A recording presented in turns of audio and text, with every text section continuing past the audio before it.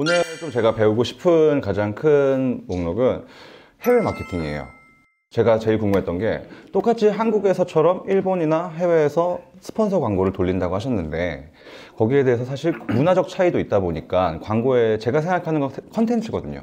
첫째 컨텐츠, 두 번째 도달인데 네. 도달이 돼도 컨텐츠가 안 좋으면 쓸모가 없잖아요.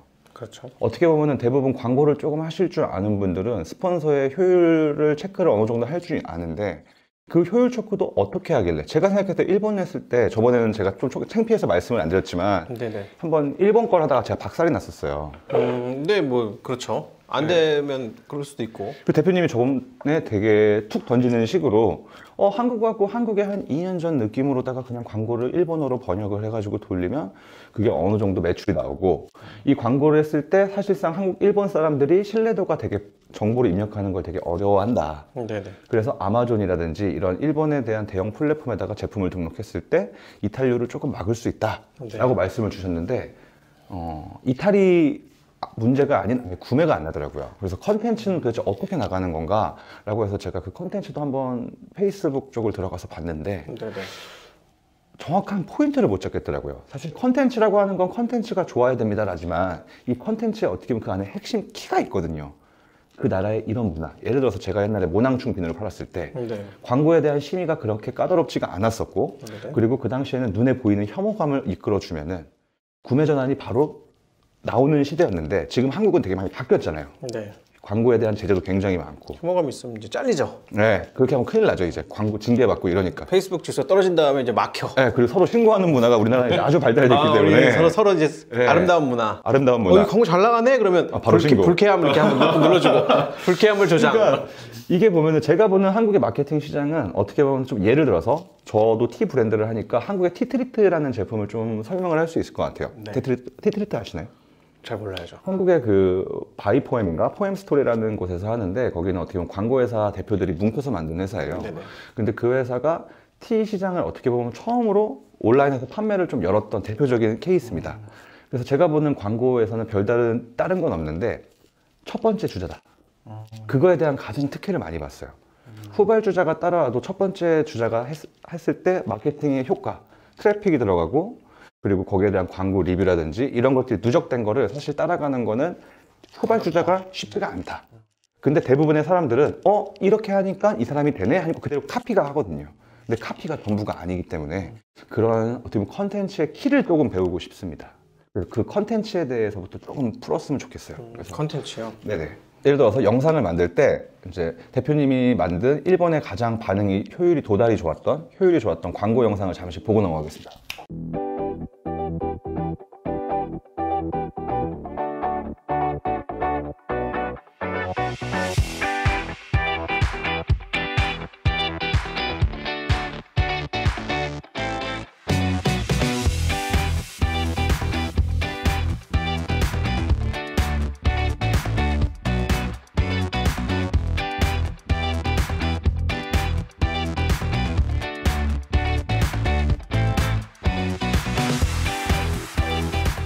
벌써 1%면 사실 효율이 안 나왔다는 영상인데 네, 효율이 안 나온 건데 이게 어떻게 된 거냐면 네. 일본은 트래픽이 샌다라고 말씀드렸잖아요. 그러니까 일본 고객들은 한국은 사실 트래픽이 덜 새는 이유는 뭐냐면 페이게이트까지의 연동이 좀 스무스해요. 다시 한번.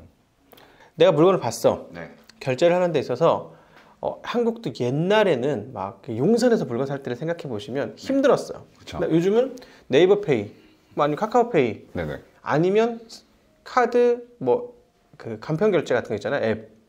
앱 결제로 네네. 실제로는 이 부분은 이제 고급스러운 말로 심리스하다고 표현하는데 내가 구매에 의향이 생기고 결제를 하는 데까지 있어서의 방법이 굉장히 쉬워요.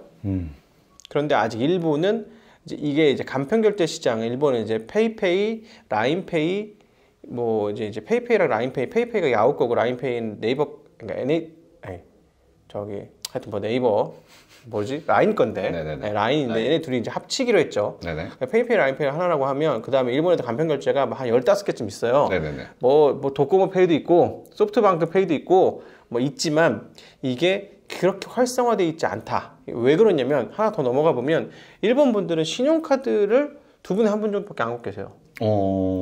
이분들 현금을 굉장히 좋아해요. 아직도 일본에 현금 문화가 많다. 네. 현금을 사랑하셔. 네. 현금을 사랑하셔가지고 대표님 현금 사랑하세요? 저는 현금 극혐하죠. 왜 그렇게 아무튼 네네네. 아니 현금은 계좌에 이렇게 숫자로 찍혀 있으면 되지. 이걸 뭐 들고 다니고 불편하죠. 이런 불편하단 말이에요.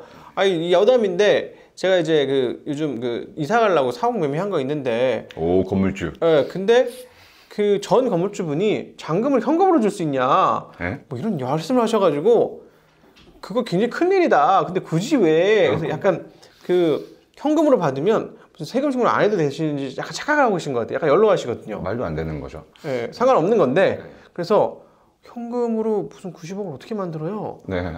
수표로 한 장으로 그냥. 만들 수도 있어. 현금으로 달라는 건 아니었죠? 그러니까 현금이라는 게 정말 5만 원, 만 원. 5만 원권으로 이제 단은 아니더라도 네. 일부를 5만 원을 달라. 나 이거 금고에 넣고 싶다. 근데 왜 금고에 넣는 거지? 그러니까 약간 착각을 하신 것 같아요. 여담인데. 네네. 그래서 왜 일본 분들이 얼마나 현금을 좋아하시냐고 알 수가 있냐면 저희도 자사몰에 보면 이제 뭐 평으로 와서 1밖에 안 나오는데 이게 이제 세는 거는 이제 다시 말씀드릴 거고 자사몰 결제 비중 중에 한 4분의 1이 편의점 결제. 편의점 결제가 뭔가라고 하면 내가 이걸 구매를 하면 이제 QR코드라든가 이걸 하나 받아요. 이걸 가지고 편의점 가서 이거 찍어. 네. 찍고 현금을 내는 거예요. 그러면 집으로 택배가 오는 거죠. 이런 한국식으로 표현하면 개불편한 결제를 불필요하게 사서 고생을 하는. 그러니까 네네네. 저는 처음에 편의점 결제를 어떻게 생각했냐면 그러니까 현금 결제라고 한다면 우리나라 같으면 계좌이체 있잖아요. 아니면 뭐 가상계좌 있고 네네네네. 이런 거는 또 왜 싫어하시냐면 이 피어가 있는 거야. 어떤 피어냐면 모바일이라든가 PC에 나의 개인정보라든가 계좌정보를 넣었을 때 이분들 영화를 많이 보나 봐. 의심이 많아. 이상하게 털릴지도 몰라. 보이스피싱. 그러니까 나는 only 믿는 거는 캐시야. 그래서 나 믿는 로손 이런 편의점 가가지고 이거 찍고 2만엔 아니 뭐 2만엔짜리 우리 안 파니까 2천엔 3천엔 이렇게 내면은 안심이 되시는 거죠.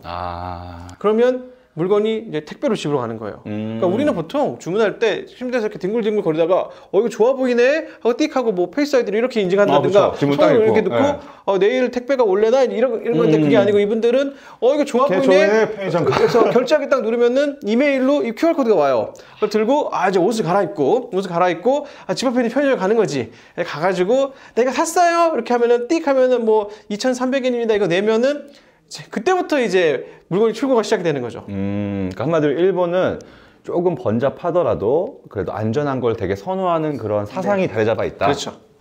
네. 그러기 때문에 제가 이제 거기서 연결된 건데 전환값들이 다른 데로 이렇게 빠진다. 그래서 이걸 막아준다는 게 뭐냐면 이분은 저희 자사몰, 그러니까 시스터인 자사몰에 와서 그걸 사는 게 겁났던 누군가예요. 근데 이분은 라쿠텐에서 발급한 신용카드 갖고 있어. 그러면 같은 제품을 나는 라쿠텐 신뢰하니까 여기서 사는 건 오케이야. 근데 라쿠텐에 가면 있어. 그러면 사는 거죠. 이런 게 이제 라쿠텐, 이제 아마존, 큐텐. 네네. 그러니까 저희가 뭐 로아스가 뭐 2 미만이면 사실은 되게 광고 돌리기 힘들지만 평균이 2 미만이어도 광고를 돌릴 수 있는 이유는 일로 절로 세는 것들을 다 모아서 로아스 회사를 다시 돌리는 거죠. 자, 그럼 여기서 제가 궁금한 게 하나 생겼습니다. 라쿠텐의 제품을 등록하기 위해서는 한국에 뭐 어떻게 보면 스토어팜? 라쿠텐에 등록하기 위해서는 2019년 이전 버전에는 일본의 회사가 필요했어요. 네네. 근데 라쿠텐이 경쟁 상대가 있잖아요. 네네. 원래 큐텐이라는 회사가 있었고 이 큐텐은 뭐 G마켓 창업자가 이제 만든 회사였는데 이 큐텐을 2019년에 이베이에 매각합니다. 일본 큐텐만 이베이 매각이 돼요. 네네네. 그래서 이 일본 큐텐이 일본에 매각이 되면서 이베이가 이제 한국에서 G마켓 옥션 열심히 했는데 이제 요즘 이제 뭐 쿠팡 이런 데 밀리니까 우리 일본으로 가야지 이러고 간 거예요. 가가지고 이제 일본에 플레이를 하다 보니까 이 큐텐은 원래 크로스보더 플랫폼이라고 해외에서 뭔가 사서 연결해 주는 거를 원래 잘하던 회사예요. 네네. 그러니까 대표님 여기서 잠깐 말 끊어서 죄송한데 우리 시청자분들이 어떻게 보면은 광고의 핵심 용어를 좀 모르니까 대표님이 영어로 말하고 제가 자막으로 때릴게요 그냥. 네, 죄송합니다. 어떤 거 말씀해 주시면 설명해 드릴게요. 소비자들이 우리 광고 용어를 쓰다 보면은 크로스보더 플랫폼, 역직구, 직구 뭐 이런 거예요. 네네네네. 그런 건데 큐텐은 원래 이걸 잘하던 회사였다 보니까 일본의 그 기존에 있는 커머스 플레이어들이 못한다는 게 아니라 여기에다 다양성을 만들기 위해서 중국 업체, 한국 업체, 뭐 동남아 업체까지 막 입점을 시켜요. 네네. 그리고 물리비를 조금 지원해주면 굉장히 풍성해질 거 아니에요. 네네네. 우리는 라쿠텐이나 기존의 아마존이 안 갖고 있던 어떤 풍성함을 가지고 가겠다라고 이제 큐텐 영업을 쫙 시작을 한 거죠. 네. 그러니까 라쿠텐이 원래 되게 폐쇄적이었어요. 해외 기업은 안 받아줘. 무슨 소리야. 그리고 국내 기업도 라쿠텐 입점 조건이 어땠냐면 그 창업 후 3년 이상 되게 까다로웠구나. 뭐 재무평가 이렇게 나와야지만 우리는 네. 인증된 애들만 라쿠텐 넣어준다. 그러니까 어떻게 보면 라쿠텐은 정확하게 일본 정서를 가득 품고 있었던 가득 회사네요. 품고 있었던 거죠. 네네. 그러니까 저희 일본 법인은 2019년 법인인데 우리 현지 법인은 라쿠텐 입점을 못해. 이런 상황이었어요. 자, 여기서 또 잠깐 하나 끊어가겠습니다. 일본 법인은 2019년에 설립했다고 하셨는데 네네. 일본의 회사가 지금 어떻게 있으신지, 네, 저희 도쿄에 회사가 있죠. 좀 직원이 거기에 상주해 있는지. 아니요, 창주하고 있는 직원은 없고요. 네네. 한국에 이제 그 도쿄 법인을 총괄하고 있는 일본 팀이 계십니다. 2명 있고요. 일본 분 한 분, 한국 분 한 분. 그럼 거기다가는 어떻게 보면 고정적으로 월급이 나가시는 분들인지 아니면은 아니, 일본 회사에는 현재 이제 채용된 분은 없고 한국에 있는 본사 직원이 일본 법인을 컨트롤하고 있다. 네. 우선 일본 법인이 있는 이유는 라쿠텐이라든지 일본에서 판매를 영위하기 위해서 일본 현지의 법인을 설립을 해놨다. 그런 목적으로 만들었는데 안 됐죠. 안 됐다. 네. 그런 목적으로 만들었는데 안 됐는데 네. 일본에서 플레이를 하려면 꼭 그런 입점 외에도 금융 부분, 광고 부분, 그러니까 이런 이제 뭐 페이스북, 인스타그램 광고 말고 또 버티컬 영역이라고 하는 이 버티컬이라고 하면 또 어려우니까 그런 거 있잖아요. 한국으로 시작하면 저 카페, 네. 뭐 블로그, 네. 뭐 인스타그램 인플루언서 있을 거 아니에요. 네네. 얘들한테 돈 줘야 될 거 아니야. 그쵸. 그럼 이쪽에 계좌라도 뭐가 있어야지 그때마다 뭐 송금하고 이럴 수 없을 거 아니에요. 그리고 일본 거래선들이랑 거래를 하려면 일본 법인이 있는 게 좀 더 편리하고요. 일본을 우선 가기 위해서는 일본 법인이 우선 있으면 더 유리하다. 없어도 되지만 유리하다. 있으면 좀 플레이하게 좀 더 편안한 수월하다. 부분이 있다. 그럼 일본 법인을 설립하기 위한 하나의 조금 쉬운 판로가 있나요? 그거는 그냥 해주는 회사 많습니다. 회사에서 대행료, 대행 회사를. 네네네네. 우선 알겠습니다. 자, 그래서 아무튼 견적은 뭐 여기 500만 원, 여기 100만 원, 100만 원 채밖에 안 나니까 말 잘 들어주신 대로 하시면 될 것 같아요. 예, 알겠습니다. 그럼 나중에 대표님 하시는 데랑 제가 한번. 네. 자, 그리고 라쿠텐이 2019년부터는 되게 안 받아줬는데 네. 큐텐이라는 업체 때문에 일본에 대한 폐쇄적인 것들 조금 오픈해서 이제는 위기감을 좀 느낀 거죠. 위기감을 느껴가지고 라쿠텐이 한 2019년 요 하반기부터 뭐 중반기부터 한국 어떤 그 커머스 회사들, 뭐 뷰티 회사가 됐던 생활용품 회사가 됐던 해서 우리가 이제는 직접 입점을 받습니다. 라고 하고 요분들이 뭐 공개적으로 받은 것도 아니야. 자기네가 필요한 회사를 찍어가지고 영업을 시작했어요. 그래서 원래 라쿠텐 들어오기 힘든 거 알지? 근데 지금 우리가 니네한테만 특별히 열어줄 거니까 얼른 들어와서 입점했으면 좋겠어 라고 하고 이제 뭐 콩콜 같은 걸로 미팅을 하고 일본어로. 네네. 그러니까 그렇다고 이걸 비밀리에 했냐면 그 웹페이지는 있어요. 네네네. 근데 일본 사람들이 일본어로 웹페이지 만들어 놓고 우리 이렇게 공개했어라고 그게 무슨 공개야? 그쵸. 자기네는 공개한 건 맞는데 이게 법적으로 비공개는 아니야. 근데 안 알려주는 거잖아. 그쵸. 그러면 되게 애매한 뭐 그런 거죠. 뭐 이런 거 많이 하거든요. 그래도 전체적으로 다 공고했는데 막 조회수 7이야. 장난한 거네. 네. 이런 식으로 해서 라쿠텐이 현재는 입점을 받고 있는데 연초니까 보통 연초엔 더 많이 받아요. 지금을 좀 공략할 필요가 있고 그래서 이제 저희는 자사 명의로 라쿠텐, 뭐 큐텐은 좀 쉽고 그 다음에 이제 아마존까지 다 입점을 끝낸 거죠. 자, 라쿠텐 같은 경우에 대표님 제품이 좀 어떻게 상위에 노출이 많이 돼 있더라고요. 네. 네네. 거기 하기 위해서는 어떻게 한국의 스토어팜 느낌으로다가 트래픽이라든지 이런 어떻게 보면 카페에 지수 점수 쌓는 느낌의 방식이신지 아니면 대표님은 그만의 어떤 노하우가 있었는지. 라쿠텐 같은 경우에는 스토어팜이랑 비슷한데 네. 외부 트래픽과 내부 트래픽 양쪽을 다 이용을 해야 돼요. 그러니까 뭐 인앱 마케팅이랑 좀 다르지만 스토어팜이라기보다는 어떤 느낌이냐면 G마켓에도 이 마케팅 가 있거든요. 최적화. 파워 뭐라고 하죠? G마켓도 이름이 있어요. 또 자기네 뭐 스마트 뭐 어쩌고 저쩌고해서 모바일 최적화된 거 있고 그다음에 뭐 키워드도 몇 군데가 있는데 이런 것들이 있는데 그 스타일 비슷하게 그러니까 소위 말하면 좀 옛날 스타일. 그러니까 저는 제가 좀 심플하게 설명드리면 네이버나 대부분의 웹사이트가 어떻게 보면은 코딩 작업 자체가 수학적으로 이루어지기 때문에 점수제 느낌이 많습니다. 뭐 댓글, 스크랩, 트래픽, 뭐 구매, 리뷰, 그리고 댓글에 쓰는 그런 정확도라든지 여러 가지를 종합평가해서 구매가 많이 난 그런 종합지수 점수가 높을수록 상위로 노출되는 방식이 대부분 플랫폼의 기본의 어떻게 보면 알고리즘이라고 저는 생각을 합니다. 그리고 쿠팡과 스마트 스토어가 사실 로직이 굉장히 많이 유사하고 블로그 상위 노출과 스마트 스토어는 거의 또 유사한 그런 흐름을 보이고 있거든요. 그러니까 그것과 라큐텐이 비슷하다. 아니요, 라쿠텐은 훨씬 심플하다.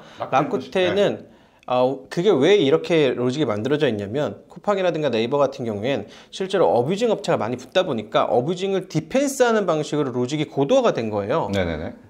영어를 또 많이 썼나요? 아니, 충분히 이 정도는 알아들을 것 같아요. 그런데 라쿠텐은 아직 그게 아니에요. 그냥 외부 트래픽, 내부 구매, 리뷰 점수가 있느냐? 리뷰 점수 없어요. 상위 1위 노출에 리뷰 빵인 것도 존재해요. 네네네. 그래서 트래픽과 구매에 가지고 한 극단적으로 좀 심플한 로직을 가지고 있다. 그럼 한마디로 아직은 일본 사람들이 그렇게 한국인들처럼 약삭 빠르지가 못하다라는 반증인가요? 아니면 일본 사람들은 그렇게까지 작업을 하지 않는다라는 반증인가요? 둘 다 비슷한 것 같은 얘기인 것 같은데 일단 일본 분들은 한국처럼 그렇게 작업을 안 하고 있는 것 같습니다. 그럼 지금 한국에 이런 똘똘한 사람들이 들어갔을 때 그쪽을 씹어먹을 수 있겠네요. 어뷰징을 옛날처럼 할 수 있느냐? 네. 저도 해본 적이 없는데 지금 듣고 나니까 왜 안 했지? 라는 생각이 갑자기 드는데 왜냐면 한국은 극단적으로 발달된 핸드폰 100대 가지고 하는 핸드폰 100대 갖고 3분마다 IP 리프레시 돌린 다음에 막 쏴주고 그 다음에 거기 보시 돌죠. 요즘 이제 그 전문 용어로 뭐 로봇 자동화라고 하는데 말이 좋아 그런 거지 실제로 사람처럼 보이게 하려고 한 3페이지 스크롤하고 엄한데 4번 누른 다음에 이거 한 번 누르고 뭐 이런 거예요. 다 프로그램이 돼 있죠. 네. 스크롤 혼자 하고 트래픽 혼자 넘어가고 계속 똑같이 하면 좀 헷갈리니까 이런 걸 한 5개 돌려. 맞아요. 그러면 막 엄한데 몇 번 이렇게 눌러가지고 하고 이거 한 번 눌러주고 그 다음에 또 갑자기 핸드폰 리프레시 해가지고 IP 캐시 완전 날려가지고 다른 거 받아오고. 자, 그럼 제가 조금만 정리를 네네. 해보겠습니다. 우선은 그 일본 라큐텐의 우선 제품을 연초니까 좀 수월하게 받아줄 것이다. 하지만 그쪽에서도 기업 평가는 한다. 그래서 우선은 기업 평가가 돼서 라큐텐에 들어간 다음 제품이 등록되면 거기에 대한 인스타그램이나 페이스북으로 스폰서 광고를 돌리고 그 주소를 라큐텐 주소로 연결을 해놨을 경우에 트래픽이 라큐텐으로 접속이 되고 그 트래픽에 대한 점수가 올라간다. 그러면 구매가 높아지면 알아서 순위가 올라가는 방식이다. 맞습니까? 요거를 최근에 사실 저희는 랜딩 페이지를 자사몰로 거는데 랜딩 페이지를 대놓고 라쿠텐으로 건 업체가 있어요. 네.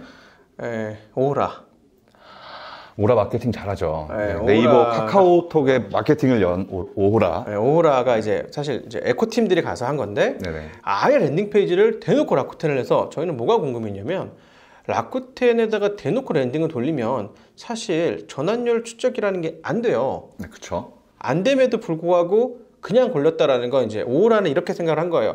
이걸 굳이 자사몰로 돌리고 저희처럼 자사몰에서 누군가는 녹은 거를 일로 가는 거를 인정해 줄 것이냐 아니면 야 자사몰 별 효과도 없는데 뭐 아까 보셨으니까 뭐 로아스 잘 나올 때 3도 나왔지만 평균적으로 뭐 1점이 나오는데 의미 없다. 그쵸. 그냥 뭐 여기로 플랫폼 신뢰감 있는 플랫폼에다 밀어주자. 1이면은 거의 사실 광고 접어야 되는 수준인데 그렇게 전자로 했고 오호라가 한 작년 4, 5월부터 7, 8월까지 그러니까 라쿠텐 미용 순위에서 탑5를 벗어난 적이 없었어요. 그냥 폭탄처럼 일본을 점령했어요. 소위 말해서 일본을 씹어 먹은 거죠. 네. 그러니까 오호라 매출은 저희 오호라 사람은 아니라서 잘 모르겠지만 국내보다 일본 그리고 뭐 남미 이런 데 더 많이 나왔다고 해요. 근데 남미는 제가 안 하니까 잘 모르겠고 일본에서는 오호라가 원탑이었어요. 제가 아는 정보는 그렇습니다. 사실 페이스북이나 스폰서 링크로 광고를 했을 때 초반 스타트, 그러니까 제일 먼저 시작한 기업들은 사실 거기에 대한 특혜를 굉장히 많이 봤어요. 그리고 거기에 대한 그 사람들에 대한 그 효율이라고 하죠. 광고에 대한 효율을 체크해 봤더니 페이스북이나 SNS에서 난 구매가 많을 줄 알았는데 오히려 스마트 스토어의 구매가 훨씬 높게 나왔다. 그래서 그 친구들과 얘기를 했을 때 어떤 결과를 아주 도출했냐면 뭐 정답은 아니겠죠. 저희만의 생각은 초반에 효율을 높이는 건 스폰서 링크가 최고다. 하지만 어느 정도 그 각자 한국은 스마트 스토어팜, 쿠팡, 일본은 라큐텐 이런 대형 채널에 대한 지수가 높게 반영됐을 때는 올려놓기만 하면 알아서 구매가 훨씬 많이 나오기 때문에 사실 그렇게 하는 게 답이다 라는 저희가 또 사실 결과를 냈었거든요. 답이라고 할 수 있는데 저희는 그게 굉장히 단기적인 거라고 생각해요. 3개월 단위, 6개월적이라고 생각하면 이게 효율이 더 높을 수 있는데 제품이라는 게 일회성으로 파는 제품 외에 결국 재구매, 이제 LTV라고 이제 마케팅하는 사람이 얘기하는데 그 사람의 객단가의 합을 봐야 된단 말이에요. 그러니까 네네. 이 합을 계산하는 공식은 뭐 감가상각이랑 공식이랑 비슷해요. 이 사람이 앞으로 내 생에 우리 제품 팔 확률은 뭐 3번 이상 확률 이렇게 점점 줄어들 거 아니에요. 네네네. 그러면 전체적으로 썸을 해보면 우리 수열이랑 비슷합니다. 평균적으로 3.4를 산다. 그럼 네네. 객단가 곱하면 이게 이제 LTV 값이 나오는 건데 네네. 플랫폼에 종속이 되면 LTV 값이 떨어져요. 그러니까 처음에 CAC는 내려가는데 LTV가 떨어지니까 그러니까 CAC가 내려간다는 게 이제 커스터머 어퀴지션 코스트예요. 고객을 획득하는 비용은 내려가요. 왜냐면 플랫폼에 대한 신뢰가 이미 있어. 그래서 여기는 적어도 나한테 사기는 안 쳐. 그리고 랭크를 보니까 랭크가 제법 높아. 그러니까 대세감이 등장하죠. 나만 혹한 게 아니고 남들도 많이 사고 뭐 이 라쿠텐의 특성상 굉장히 그 직설적인 말을 합니다. 플랫폼마다 이 리뷰에 약간 분위기가 있잖아요. 어떤 분위기냐면 네이버는 뭐 이렇게 100원 주잖아요. 그래서 100원을 주면 사람이 좀 되게 그 리뷰에 좀 호해져. 그쵸. 그래서 이게 큐텐 스타일이에요. 큐텐은 그 정도 줘요. 음. 그러다 보니까 리뷰가 좋아요, 잘 받았어요, 네. 이런 느낌이고 네. 라쿠텐은 안 줘. 안 줘요? 안 줘. 어. 그거를 주게 하는 걸 할 수 있는데 주게 하려면 판매자가 객출해서 가동해야 돼요. 그 라쿠텐은 분위기가 좀 짜요. 네. 왜냐면 돈을 안 줘. 리뷰 돈을 안 쓴다고. 줘. 리뷰를 돈도 안 주면서 리뷰 쓰라고 귀찮게 할 거 아니에요. 약간 불쾌한 상태로 리뷰를 쓴다니까 아니 써보니까 별로네. 악플이 좀 더 많이 달리는. 그러니까 악플까지 일본 분들도 악플은 안 달아요. 그래요? 매너 있네요, 역시. 악플은 안 다는데 점수는 짜게 주는 거지. 그러니까 이제 5점이 디폴트면 보통 귀찮아요. 그리고 또 저희도 상인이니까 저는 많이 파세요 이러고 끝내거든요. 기분 좀 별로여도. 근데 이분들은 냉정하게 막 3점. 뭐 광고에서는 어땠으나 어쩌고 이걸 정확한 일본 사람의 성향이네요. 네. 앞에서는 웃지만 뒤에서는 네. 뭐 나쁜 얘기는 안 하지만 그래서 보면 이제 막 굉장히 고득점의 리뷰들이 많이 없어서 3점만 넘으면 라쿠텐은 그렇게 신경 안 써도 된다. 본인들도 알아서 3.5점에서 4점이면은 고득점이야. 지금 그 말을 듣고 나니까 어떻게 보면은 그런 안 좋은 악플들을 좀 읽고 나서 그런 거에 통계를 내면은 안 좋은 악플에 대한 종합이 나올 거고 거기에 대한 보완 제품을 어떻게 보면 후속으로 어떠한 타사에서 냈을 때는 그런 거에 대한 구매 전환을 높일 수 있는 좀 확률이 높아지겠네요. 아무래도 소비자가 결론은 답이니까. 그렇죠. 네. 네, 여기서 또 깨알 하나 얻었습니다. 아무튼 뭐 네. 작년에 이제 아까 오호라 얘기하다 말았는데 이제 오호라가 굉장히 그렇게 잘해서 라쿠텐 미용 순위에서 그러니까 5위 안에 제가 계속 있었다고 했지만 1위를 굉장히 오래 가졌어요. 저희는 라쿠텐 전체 1위는 미용 순위에서 전체 1위는 거의 못 해본 것 같아요. 저희 뭐 3, 4위 정도까지 해봤고 이제 한국 화장품 카테고리 1위는 저희가 많이 하는데 3, 4위 정도 했을 때 매출이 혹시 실례지만 오픈해 줄 수 있나요? 라쿠텐 3, 4위를 한 제품만 3, 4위 했을 때? 한 제품 그 제품당 매출은 3, 4위를 하면 뭐 얼마 될래나? 한 데일리 한 2천만 원 정도 하나로? 하루에 2천만 원 정도? 그 정도 되는 것 같아요. 그러니까 오라처럼 1위를 찍는다 그러면 제가 추정할 건데 데일리 1억씩 그럼 내내 판 거예요. 일본에서만. 네네네. 그런 느낌 정도. 괜찮네요.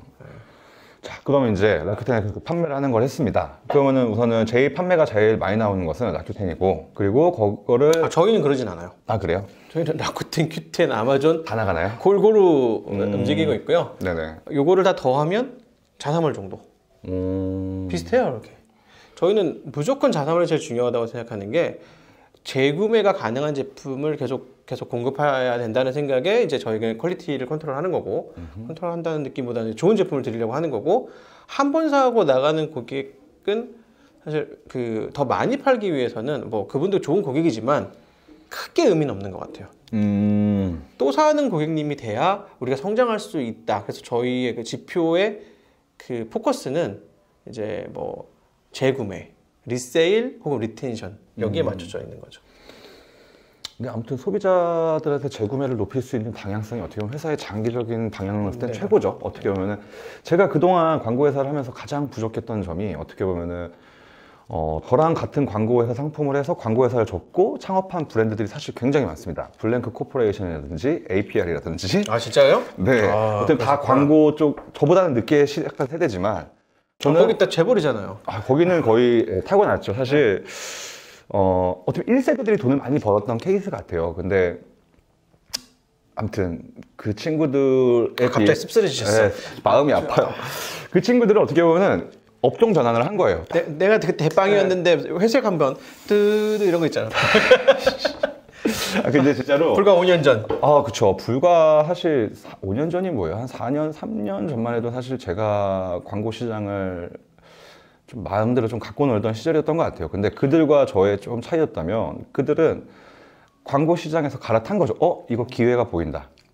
그래서 아예 화장품 회사나 이런 걸로 이제 바꾸고 네네. 아예 그런 걸로 쭉 갔고 그걸 가면서 어떻게 보면 광고에 대한 제품에 대한 마케팅을 좀 더 집중한 그러니까 효율을 계속 찾아나가는 방식이었다면 저는 모낭충 비누 만들어서 팔고 파인애플 슈터 만들어서 팔고 하루에 막 판매량도 어마어마하게 나왔지만 그럼요. 모낭충 비누 저 티모에서 많이 봤습니다. 네, 엄청 팔았습니다. 근데 막 꿈틀꿈틀 막 이런 거. 네.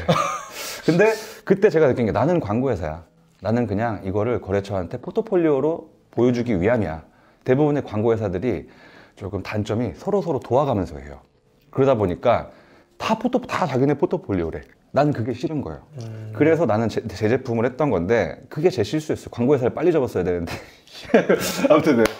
여기에서 하나 포인트가 있는데 이제 네. 대표님 말씀하신 것처럼 여기서 대표님이랑 같이 일하다가 뭐 블랭크나 API 같은 게 나왔다고 저희도 뭐 그런 미디어 그 광고를 하고 있으면서 느끼는 게 뭐냐면 브랜드 본사랑 광고 회사를 합쳐놓으면 이게 뭐 시너지라기보다 속도에서 이점이 생겨요. 왜냐면 광고주는 광고주 사이드에서 쟤네가 우리 돈을 정말 잘 쓰는 거야? 라는 게 스pen딩이 커지면 커질수록 결국은 어떤 퀘스천으로 남아요.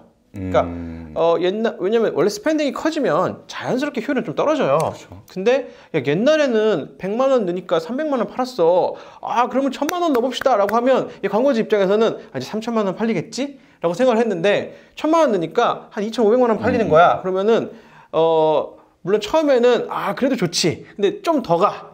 그럼 이게 익숙해졌어. 그러면 이제 한 3달, 4달 익숙해지면 1,500만 원을 넣어도 2,500만 원 팔리거든요. 네네. 그러면 쟤네들이 옛날엔 열심히 하다가 이제 좀 빠졌는데 이런 생각을 하게 돼요. 사람이라. 근데 이게 진실인지 아닌지는 서로 잘 모르거든요. 왜냐면 지표는 같이 놓고 보니까 광고에 대한 성과는 진실이라고 생각해요. 근데 그 안에는 뭐가 있냐? 콘텐츠 제작이라든가 기획에 대한 게 있잖아요. 옛날에는 기획 빡세게 하고 막 신박한 거 막 내더니 요즘 좀 뭐 많이 컸나 봐. 우리에 대해서 별로 관심이 없어. 광고주 이렇게 생각하거든요. 그렇죠. 요 틈이 점점점 벌어지기 시작하는 거예요. 그러니까 여기와의 이 밀접한 이게 좀 떨어지기 시작하는 거고 이러면 이쪽 사이드 이제 광고 회사에서는 어떻게 생각하냐면 옛날에는 가시죠 그러면 갑시다라고 하고 바로바로 입금하더니 이제는 약간 그 뭐 회의를 해야 된대. 그 옛날에는 2시간이 입금하던 게 한 이틀 걸리고 한 2주 걸려. 너무 잘하는 거 아니야? 이게 벌어지니까 이게 스케일업이 좀 안 되는 거예요. 그러니까 100만 원, 300만 원 팔 때는 서로 막 쿵짝쿵짝 막 좋다가 1억 넣고 3억 팔아보자는 서로 잘 안 맞는 거죠. 다르죠. 그리고 또 하나의 조금 차이라고 한다면 어떻게 보면 지금 시장에서 마케팅은 굉장히 필요한 요소 중에 하나인데 마케팅 회사로 창업한 회사들이 사실 다 잘 된 건 아니거든요. 안 된 회사도 굉장히 많습니다. 어떻게 보면 그 이유 중에 하나가 마케팅이 사실 주가 될 수는 없어요. 제 사업을 시작함에 있어서 첫 번째가 될 수는 없거든요. 제품을 만들기 전에 어떻게 보면 리서치도 필요하고 거기에 대한 상품에 대한 준비가 필요한데 대부분의 마케팅, 다른 회사는 잘 모르겠지만 제가 아는 대표들과 저 같은 경우는 어떤 식이었냐면 기획 상품이다 보니까 마케팅이 있으니 제품을 마케팅에 맞춰서 만드는 거예요. 그러다 보니까 그 대표님이 말하는 어떤 품질이라든지 이런 게 계속해서 보완이 될 수가 없는, 그러니까 장기적으로 이어질 수가 없는 시스템이 조금 갖춰져 있고 회사의 조직 문화를 조금 갖추는 게 일반 회사하고 조금 차이가 있다 보니까 IPO를 가기 위해서는 굉장히 사실 어려운 부분들이 굉장히 많다. 네, 아무튼 이렇게 하면 또 얘기 길어지니까 이게 정리하면 뭔 얘기냐면 마케팅을 굉장히 잘하세요. 그러니까 가서 예를 들면 첨단 앞에 제일 앞에 서서 이거 좋은 제품이다라고 설명을 너무너무 잘하시는데 요 백단, 그러니까 우리가 그 예를 들면 연예인이 앞에 한 명 있다고 하면 뒤에 스텝이 30명 붙어 있거든요. 이거를 이제 회사로 하면 오퍼레이팅이라고 하는데 그 오퍼레이팅이 뒤에서 체계적이고 모든 직원들이 같이 힘을 모을 수 있게끔 이제 이걸 뭐 조직 문화내 뭐 회사의 색깔이라고 하는데 이 부분이 마케팅 회사는 굉장히 가볍고 빠르고 혼자 잘 나가는 행동대장 한 명이 이 10명보다 훨씬 나을 수도 있어요. 그렇죠. 그러다 보니까 이쪽이 상대적으로 되게 약해지고 별로 안 중요해지는 거야. 그러니까 오퍼레이팅을 잘하는 사람이 마케팅 회사에 있는다기보다 여기는 반짝반짝한 약간 4번 타자들의 집단이야. 네. 그러니까 그 7번, 8번, 9번이랑 벤치가 없는 거야. 그렇죠. 그래서 이런 회사들의 공통점이 시작해서 제품은 잘 팔지만 장기적으로 존속하는 게 굉장히 어렵다. 마케팅의 의존도가 굉장히 높다 보니 어떻게 보면 해외 판매 루트라든지 마케팅을 빼면은 제품을 팔 수 있는 방도가 없어져 버리는 좀 그런 현상인데, 제가 보는, 아무튼 오늘 배우시려고, 제가 오늘 만나뵌 대표님은 사실 그런 부분에 있어서 굉장히 멀티적으로 잘하세요. 사실 그런 것들을 배우기 위한 포인트다 보니까 아무튼 계속 보시면서 스토리를 이어나가도록 하겠습니다. 네. 네. 그러면은, 자, 얘기가 좀 돌았습니다. 다시 본래대로 가서. 자, 그러면은 자사몰에서, 일본에서 여러 가지 사이트를 판매하는데, 자, 컨텐츠를 자사몰로 유입을 시킨다고 했어요. 네네. 자, 그럼 컨텐츠의 비중은 주로 어떤 꼭지를 잡고 가나요? 우선은 그 시스터라는 브랜드가 색조 화장품입니다. 앞서서 제가 영상으로 조금 보여드렸겠지만, 이런 화장품의 제품들이 존재를 하고 있고, 어떻게 보면은 눈에 확 띄는 그런 컬러감 있는 제품들인데, 리뷰 평가들이 사실 굉장히 좋더라고요. 그러니까 아까 말씀하신 대표님이 소비자 중심의 좀 그런 것들을 많이 생각하고 계신 것 같은데, 이런 것들을 홍보하기 위한 어떠한 포인트를, 어떤 걸 핵심을 가지고 가시는지. 시스터 N이거든요. 시스터 N. 시스터 N. 네. 시스터 N이 왜 잘 팔릴까라고 저도 고민을 좀 해보면, 시스터 N은 제품에 대한 소개를 했어요. 시스터 N은 제품에 대한 소개를 했고, 저희 이제 경쟁사라고 할 수 있는 이제 큰 기업들 있잖아요. 대표적으로 이제 아모레퍼시픽이나 뭐 LG나 네네. 아니면 조금 더 하면 뭐 있죠. 화장품 뭐 이츠 스킨도 있고 뭐 등등등 있는데, 이분들은 브랜드 마케팅에다가 좀 열을 쏟으셨고, 그러니까 우리 브랜드 뭐 이니스프리, 남의 브랜드 얘기하기 좀 그렇긴 한데 에스쁘아 아니면 뭐 잘하시는 클리오, 이런 분들은 뭐 우리 제품에 대한 얘기보다는, 클리오는 요즘 제품 얘기 많이 하던데 브랜드에 대한 얘기를 좀 하는 타이밍이셨고, 아마 올해부터 이제 뭐 DT, 이제 디지털 트랜스포메이션 한다 이러면서 조금씩 바뀌시는 것 같은데, 저희는 철저하게 제품 위주로 말씀드렸어요. 저희는 제품에 대한 콘텐츠의 합이 브랜드를 형성한다 라는 포지션이었고, 브랜드 이미지로 제품을 판다 라는 게 싸운 거예요. 근데 저희는 브랜드를 그러니까 알린 다음에 제품을 팔 수 없었던 게, 저희는 이걸 데이터 기반으로 하다 보니까 브랜드를 알리는 걸, 퍼포먼스를 측정하는 방법이 없어요. 브랜드를 알리려면 어느 정도 퍼포먼스 측정이 가능하냐면 이런 정도예요. 그 어웨어너스 테스트라고, 그냥 옛날처럼 뭐 있잖아요. 그 여론조사 기관, 설문조사 기관 해서 우리가 막 대대적인 CF를 하고 나서 막 전화가 막 돌아요. 뭐 유명한 데 몇 군데 있는데, 그래서 뭐 브랜드 뭐뭐뭐 아시면 1번, 모르시면 2번, 뭐 이런 식으로 해서 우리가 1200명한테 전화를 했는데 시스터 N 브랜드에 대해서 안다고 응답한 사람이 뭐 100명이었다. 그럼 현재 브랜드 인지도는 10%라. 뭐 이 정도예요. 그러니까 그 다음 연결, 얘네가 브랜드는 알았는데 얘네가 하는 제품이 뭔지는 아냐? 또 넘어가면 무슨 제품인지는 또 몰라요. 그러면 한 1% 정도가 니네가 아이라이너 팔고 있다든지 안돼. 이런 식으로 한 다음에 마켓쉐어에다가 때려놓고 매출을 예정하는, 이 고전적인 방식이었는데, 이게 왜 옛날에 워킹했던 거였냐면 하나하나 광고에서 측정할 수 있는 방법들이 없었기 때문에 이게 옛날 방식인데, 여기에 그대로 매몰되어 계신 거죠. 그게 아니고 브랜드는 결국 제품의 합이니까 제품 하나당 너무 영업비율 많이 나가는 것 같은데, 모든 제품에다가 컨텐츠를 태운 거예요. 제품 하나하나당 모든 컨텐츠를. 그러니까 예를 들면 펜슬에 대한 컨텐츠가 있을 거고, 붓펜에 대한 컨텐츠가 있을 거고, 쿠션에 대한 컨텐츠가 있을 거고. 그러니까 예를 들면 다른 회사 같은 경우엔 신제품이 나오면 걔한테 몰빵해줘. 그쵸. 얘만 보여줘. 나머지들은 다 슬로나돼 있어. 옛날 거야. 근데 그게 아니고 여기도 고객이 있고 여기도 고객이 있으니까 이 컨텐츠가 퍼포먼스를 발휘하는 측면까지는 얘 같이 돌고 있고, 우리 브랜드 이미지는 이것들이 합쳐져서 만드는 거를 목표로 한다 라고 하는 출발점이 좀 다른 거죠. 조금 뭐 대표님이 너무 많은 것들을 알려주셨다고 하지만 제가 보기에는 알려줘도 따라하기 쉽지 않을 것만 같은 좀 그런 느낌이 강합니다. 우선은 모든 컨텐츠를 만드는데 그렇게 눈 깜짝하게 컨텐츠가 생산되는 건 아니거든요. 여기 컨텐츠 제작자. 네. 대표님 내일까지 내가 내일 가능해 그랬더니 무슨 소리야, 어제 시작했는데? 이러면서 이제 내가 뭐 쌍욕하고 있을 거예요. 컨텐츠 안 만들어봤나 이러면서. 근데 사실 컨텐츠라는 게 아까도 컨텐츠의 그 키라고 하는 게 어떤 걸 말씀하는 거냐면, 예를 들어서 제품을 할 때 아까 제품 하나하나의 컨텐츠를 다 만든다라고 했을 때 사실 컨텐츠 팀이 사실 굉장히 많이 필요합니다. 디자인만 하나 뽑기 위해서는 하루에 6개 뽑으려면 디자이너 한 명이 6개 뽑는데 하루 종일 써야 6개가 겨우 나온다는 느낌을 저는 받거든요. 그럼 6개를 다 돌려서 이 컨텐츠가 터지냐? 이 6 중에 하나만 터져도 사실 만세거든요. 그러니까 그만큼 컨텐츠에 쏟아붓는 시간이 여러분들이 생각하는 것처럼 단순하고 그렇게 심플하지만은 않다. 그리고 그 컨텐츠를 생각할 수 있는 기획자는 어떻게 보면은 고연봉자다. 그래서 아무튼 제가 말하고 싶은 그 오늘의 포인트는 그거였습니다. 대표님이 아무리 어떠한 좋은 방향을 알려주신다고 해도 후발주자가 따라간다면 그 제품은 성공하지 못할 거예요. 왜? 대표님이 벌써 일본에서 그 방식을 했기 때문에. 제가 얻으려고 하는 건 사실 좀 대놓고 여쭤봐서 죄송하긴 하지만 대표님이 핵조를 했다. 근데 일본 사람들은 한국 사람에 비해서 예쁜 사람을 비포 애프터를 보여주는 걸 좋아하지만 일본 문화는 아니다.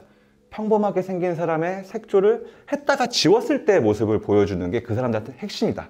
한국 사람들한테 바른 게 중요하지만 일본 사람들은 지웠을 때 그 감을 더 중요시 여긴다. 그래서 거기에 포인트를 잡았다. 이게 바로 어떻게 보면 콘텐츠의 키라는 느낌을 저는 이런 걸 키라고 말을 하는 거거든요. 네네네. 그래서 그런 것들을 좀 어떤 걸 잡았을까? 그런 게 사실 좀 궁금한 거고 제가 그거를 알게 된다면 어떤 도움이 되냐?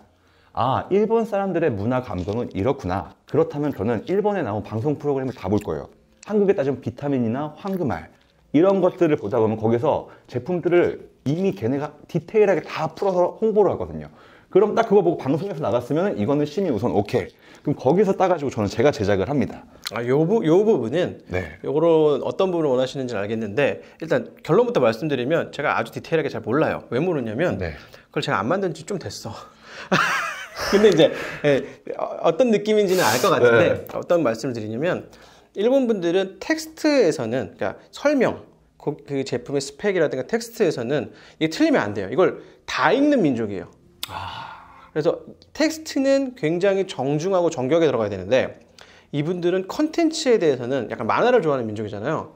다소 과장이 된 거에 대한 용인성이 커요. 그러니까 텍스트는 굉장히 정중하게, 그러니까 나중에 그 랜딩 페이지에 대해 있는 스펙에 대해 있는 텍스트는 굉장히 정중하고 그러니까 상세하게 들어가야 되는데 컨텐츠에 대해서는 약간 만화적으로 해석하는 느낌이어서 좀 과장이 되고 좀 더 위트가 있고 심지어는 다소 병맛이어도 나를 즐겁게 해주거나 보게 해줬어 라는 걸로 충분히 이해해준다. 그럼 좀 이런 느낌이겠네요. 자꾸 제거 모낭충을 얘기해서 이게 좀 이해가 편하니까. 한국에서는 모낭충의 얼굴이 있다. 현미경으로 모낭충이 꿈틀꿈틀 지나가는 영상만으로 여자들은 극혐을 하게 되고 이 비누를 썼을 때 모낭충이 죽을 수 있다라는 걸 하면 구매를 합니다.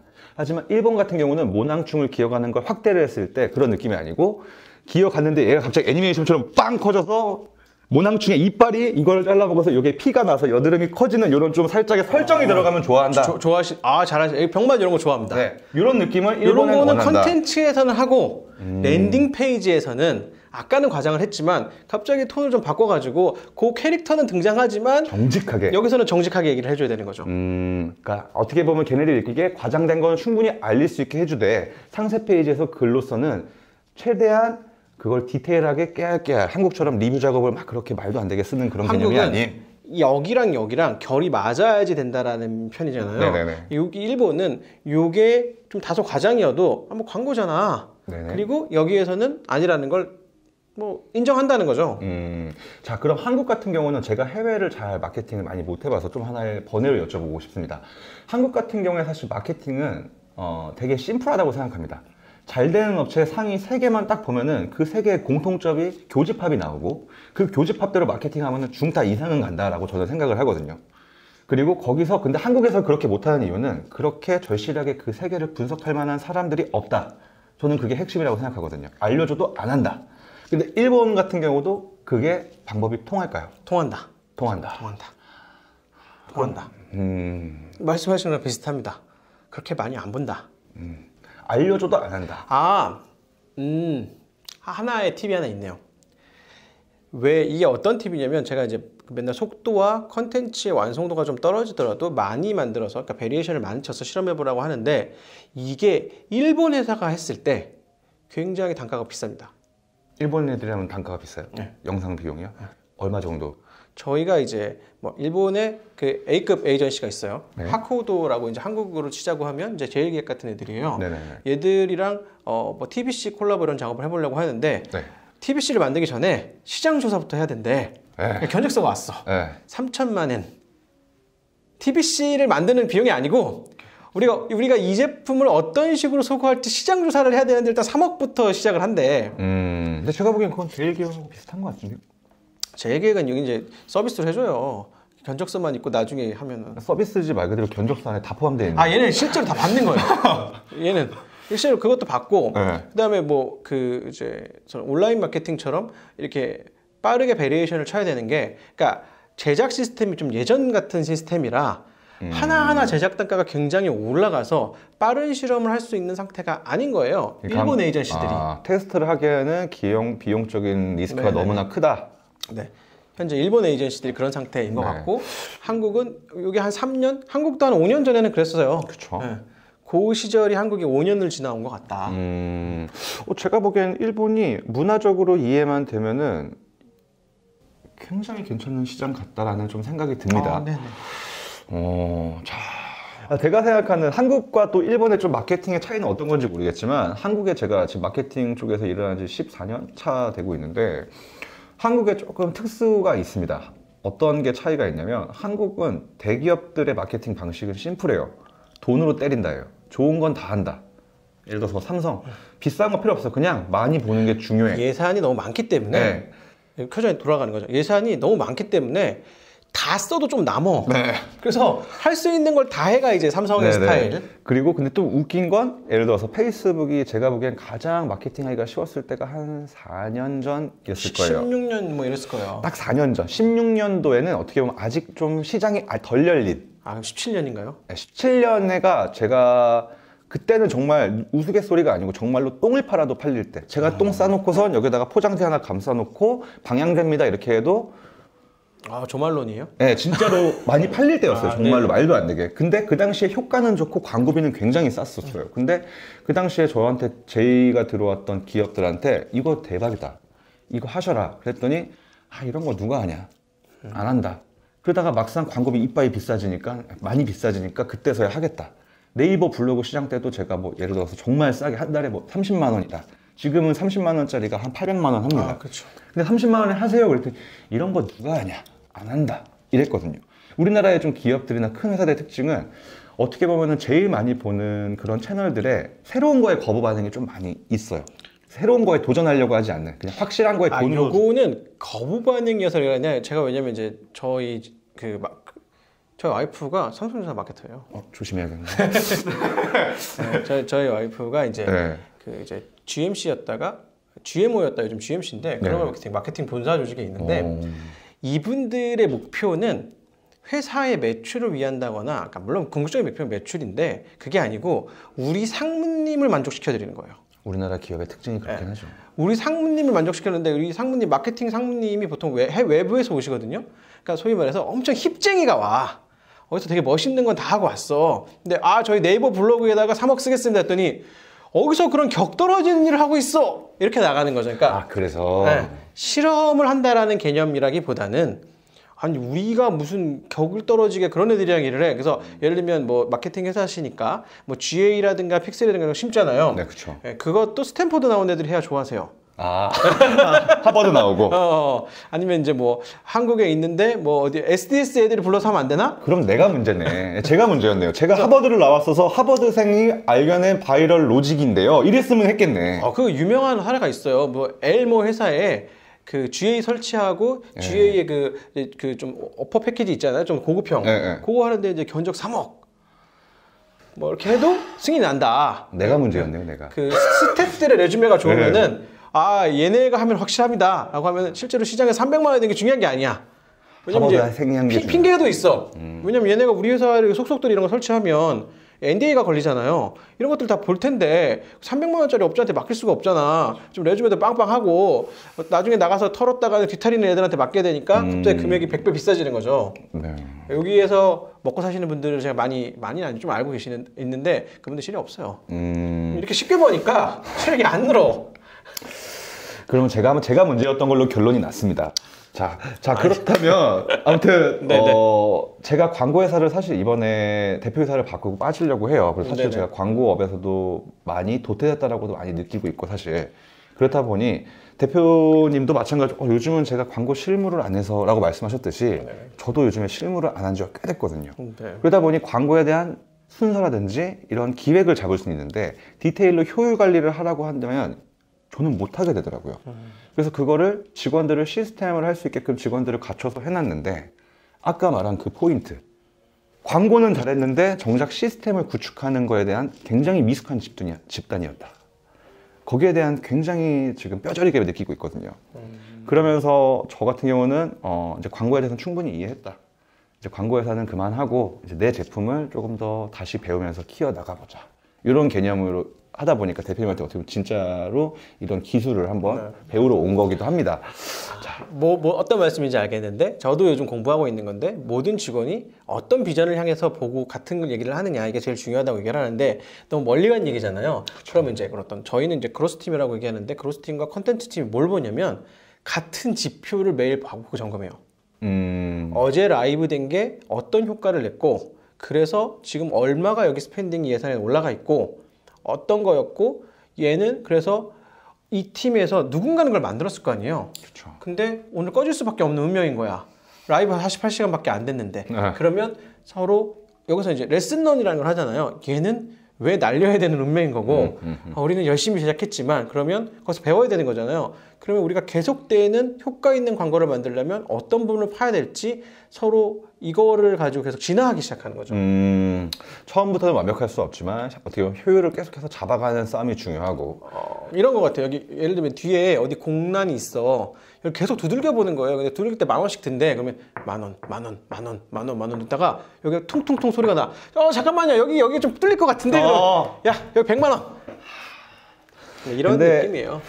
여기서는 조금 제가 갑자기 자기 반성, 자아 성찰 시간이 온다면 예전 같으면은 제가 모든 걸 거의 기획을 다 혼자 했었거든요. 그래서 아까 말하던 제가 두들겨보고 여기 되겠다. 여기 뚫어. 여기 안 되면 이 주변 중에 하나가 나올 거야. 여기 뚫어. 이런 식으로 애들을 가르쳤었는데 그게 굉장히 잘못된 거였어요. 저도 그래요. 사실 저도 그랬는데 네. 얼마 전에도 사실 광고 막 올라간다고 하잖아요. 네. 제 마음에 보기에 제 감상 야 이거 무조건 안 돼. 근데 그렇게 쓰면 안 된다라고 생각하니까 그러면 실험해보고 안 되는 걸 직접 느끼고 끄고가 이쪽에 위임돼 있는 거죠. 요즘에 제가 그걸 지금 하고 있습니다. 네네. 그냥 내가 빠지자. 왜냐면 뭐 저도 꽤 잘했을 거예요. 네. 대표님 굉장히 잘하셨을 거고. 그래서 이 팀에는 예를 들면 골잡이가 있는 거야. 그러니까 모두 골을 넣을 생각을 안 하고 공이 딱 오면 골잡이한테만 어떻게 보면 주면 돼. 그래서 이런 회사들이 있거든요. 모든 사람들이 대표가 연예인이야. 대표를 어떻게 빡시게 굴려가지고 퍼포먼스를 뽑게끔 되어 있는 회사들이 있어요. 그게 어느 수준까지는 가장 효과가 제일 좋은 것 같은데 이제 대표가 좀 번아웃이 온다든가 슬럼프가 오죠, 누구나. 대표가 좀 지친다든가 아니면 대표가 심지어 하도 일이 많으니까 막 기억이 안 나. 그러면서 정교함이 떨어지기 시작해. 내 얘기하고 있는 것 같아. 막 이러면은 이제 근데 이게 플레이가 오래되면 승률은 높은데 반대로 이쪽에 있는 타자들은 우리는 골 넣을 기회를 안 주니까 재미가 없어. 네. 요 단계를 뭐 저희도 겪었고 그래서 제가 요즘 광고 잘 모른다는 건 뭐가 잘 나가는지는 보니까 알지만 제가 심지어 내가 엄청 봤을 때 사실 이거 아닌 것 같지만 손대지 않는다는 거죠. 제가 한참 하고 있는 작업을 어떻게 보면 대표님은 좀 먼저 어떻게 보면은 이게 먼저가 돼야 되는데 광고회사다 보니 그거를 넘어가고 이걸 하다가 다시 간 케이스라고 보시면 될 것 같아요. 아까 대표님이 보시는 그런 느낌? 충분히 이해하는 게 클라이언트한테 욕을 먹기 싫거든요. 왜냐면 광고회사는 욕을 먹으면 안 됩니다. 이 실험을 했다가는 클라이언트 욕을 먹으면 우리야 내부적으로는 끄면 된다라는 건데 클라이언트는 끈다는 건 계약 종료야. 야 얘도 성의 없다. 안녕. 참 요즘에 그 차이가 있죠. 네, 그러다 보니까 이게 광고회사의 접근 방식과 그러니까 광고회사 접근 방식은 효율을 내는데 가장 급급한 그러다 보니까 좀 내 제품과 타사 제품을 할 때 어떻게 접근 방식이 달라야 되는데 이 접근 방식으로 여기다 접근했을 때는 내가 스트라이커였어. 완벽한 전성기를 맞이할 때였어. 골을 잘 넣었는데 내가 이제 내 자사 브랜드를 키우려고 하다 보니까 내가 슬럼프가 온 거야. 골을 못 넣네? 그래가지고 이제 거기에 대해서 슬럼프가 와서 애들은 나에 대해서 계속 믿는 거죠. 슬럼프가 왔는데도 불구하고 근데 계속 골을 못 넣는 거야. 계속 경기에 지는 거야. 그래서 요즘엔 이거 안 되겠다. 바꾸자. 이런 개념을 좀 하고 있는지 조금 이제 바꿔 나가고 있는. 약간 옛날에 그 밥조 느낌. 밥조? 박조영이라고 해. 박주영. 아, 박주영. 원래 스트라이커였어. 고등학교 때가 완전 날렸거든. 좀 그런 느낌하고 아주 흡사합니다. 네. 너무 정확해서 할 말이 없어요. 자, 아무튼 이제 좀 다시 또 이야기가 샜는데, 자, 이제 효율적으로 좀 넘어가 보겠습니다. 광고 영상 제가 잠깐만 하나 다시 한번 좀 보고 시작하도록 하겠습니다. 제가 어떻게 보면은 이거는 제가 배우러 왔는데 이거를 어떻게 보면 유튜브에 다 공개하기는 어려워서 이거는 제가 그냥 배우고 종합적인 느낀 점을 나중에 한번 또 피드백하는 걸로 조금 가도록 하겠습니다. 제품을 보여주고 제품의 퍼포먼스 보여주고 그다음에 요거를 저희가 지금 한 건데 2D 화면인데 질감을 표현하려고 되게 애를 썼어요. 그러니까 입체적으로 어떻게든지 간에 평면에서 입체를 보여주게 하려고. 그리고 이제 이런 끝에 쓸데없는 이제 뭐 이런 거 나가잖아요. 우리 사기꾼 아니야. 이 정도. 영상 길이는 25초 정도. 사실 인스타 페북의 가이드는 15초 이하로 줄이면 더 도달이 높다는데 생각보다 15초 이하로 줄이기 되게 빡세요. 그쵸, 그래서 저희는 어렵죠. 30초 정도로 하고 있는 것 같고 요건 이제 다 가이드는 4대 5고 이거를 보여드릴게요. 촬영 기법은 생각보다 굉장히 심플하지만 전달하려고 하는 메시지는 잘 뽑아내신 것 같아요. 사실 저거는 완성본을 보여드렸으니까 이렇게 보이는 건데 저거의 베리에이션이 100개, 200개쯤 존재한다고 보시면 될 것 같아요. 정말. 근데 아직까지 제가 가장 효율 체크하면서 힘든 건 이건 되겠다 했는데 안 되고 이건 쓰레기네 했는데 터지는 것들이 있거든요. 그게 아직도 저는 잡지를 못하고 있어요. 그래서 우선은 저희 회사도 야, 컨텐츠는 최대한 많이 뽑아. 뭐가 터질지 몰라. 그거에 있어서 심적으로 저희도 만들다 보면 우리 되게 공들인 거여서 어떻게든 살려보려고 막 잘라내고 앞에 붙이고 막 하는데 잘 안 살아나는데 거기까지 해보고 마음을 접어야 된다. 필요하면 내년 시즌에 다시 한번 돌려보자. 혹시 몰라. 그래서 그 아카이브 저장했다가 끊을 수 있는데 그거가 막 아까워가지고 막 하느니 차라리 다른 거를 해보는 게 훨씬 낫다. 다른 거 차라리 또 우리 여기서 뽑아봐라. 물에 풍덩 빠지는 거는 아니구나. 얼굴에 물 뿌리는 것만큼도 효과가 없구나. 저희도 워터프루프 아이 펜슬 팔면서 예쁜 수영장 펜션에 가가지고 풍덩 빠져서 예쁜 그 모델이 빠지면 되게 좋아하겠지? 라는 가설이 있었어요.